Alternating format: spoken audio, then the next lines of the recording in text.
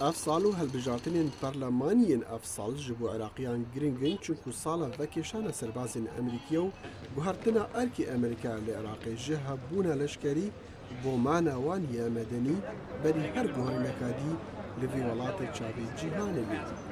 Mêvanê Enstitûya Amerîkî bo aştiyê li Washington balûzê Amerîkî li Iraqê Christopher Hill got berjewendiya dirêjdema Amerîka di Iraqê de hey bi meziniya ofîsa balûzxana Amerîkî ve li Bexdayê peywendîdar e. We are there, the US Embassy is there for the long haul. ئێمە لەوێین باڵێزخانەی ئەمریکا بۆ ماوەیەکی دوور و درێژ لەوەیە پەیوەندی درێژخایانمان پێ باشە و ئەو باڵێزخانەی لەوێ هەمانە نمونەیەکە بۆ ئەو پەیوەندیە. There is very much symbolic of that relationship. بالۆز کریستۆفەر لە ئەنستیتویا ئەمریکی ji bo aştiyê li Washington de axivt û got erkên divên bêne cêbicêkirin li Iraqê hezarin belê bi baweryawî li ser sê teweran e. Helbijartinên serkeftî, aboriyê geşekirî û peywendiyên saxlam digel welatên hevsûnûr û cîhanê.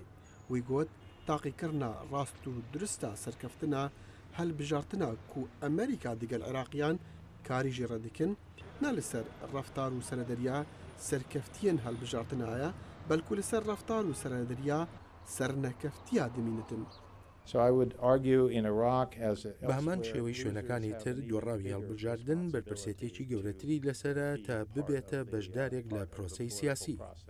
بالۆزê Amerîkî li Iraqê bawer diketin diplomasiyeta Amerîkî li Iraqê û peywendiyên saxlemên aborî digel cîhanê û ruhniya dana kontraktên neftê wesakiriya aboriyê welatî û pişikirina dahatê Iraqê bûye faktorekî êgirtina Iraqiyan.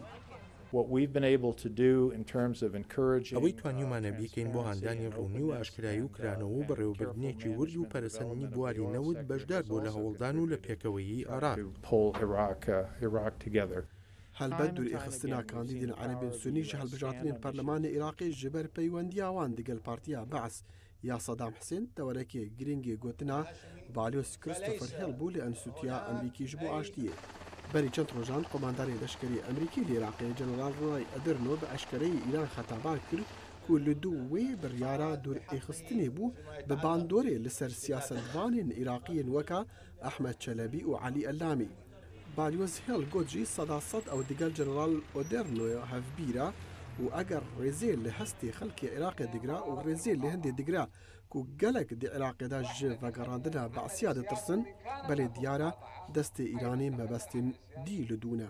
I think the Iranians are extremely aware. پێم وایە ئێرانیەکان زۆر بەباشی ڕوانینی ئێمە دەزانن لەوەش باشتر دەزانن ڕقوکینە بەرامبەر بە دراوسێ چییە.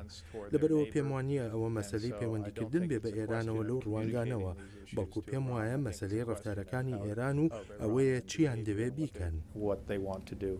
ئەگەر هەنێک عەرەبên سونی biryarda bitin pişikdariyê di helbijartina de nekin, Kurd û Şîeyên keyfxweş bûyê biryarê ya ku balyozê Amerîkî jî pênasînê diketin karekî destûrî bû, dest bi hewleka germa helbijartinan kiriye. Helbijartinên Iraqê nebitinê bo Iraqiyan giringkin belkû ji bo Amerîkiyan jî çikû li gor gotina balyozê Amerîkî Christopher Hill, Amerîka berjewendiyeka dirêjdem di Iraqê de heye. Dexîlê şemo Enstitûya Amerîkî ji bo aştiyê Washington.